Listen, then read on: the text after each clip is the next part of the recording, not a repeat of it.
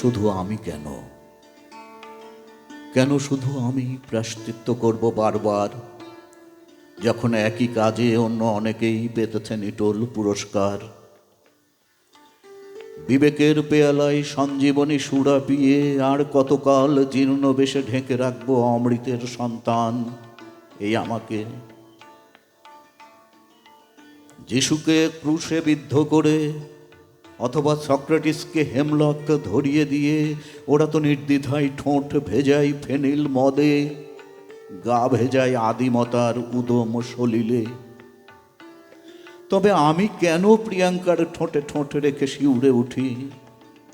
শুধু আমি কেন বিবেকের তিক্ত কাঠ গিলে নীলকণ্ঠ হয়ে উঠি? আমি তো যিশু নই,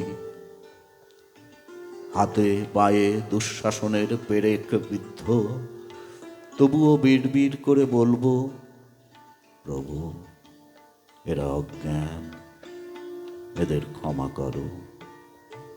আমি তো সক্রেটিসও নই, নীল বিষে জর্জরিত হয়েও বলবো, ক্রিটো আমার মরগের বকেয়া বিলটা তুমি মিটিয়ে দিও ভাই।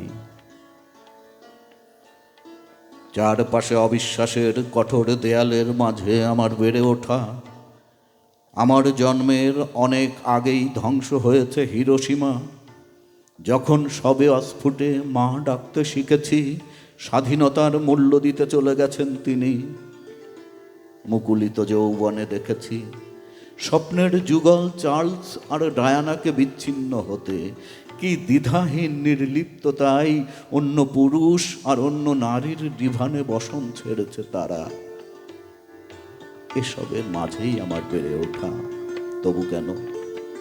তবু কেন বুকের ভেতরে কোনো এক নির্লজ্জ যিশু, কোনো এক বেহায়া সক্রেটিস গুমড়ে ওঠে থেকে থেকে, প্রিয়াঙ্কা প্রিয়তমে আমার, ঢাকনা তুলে এক পাত্তর বিষ দাও, ওদের মেরে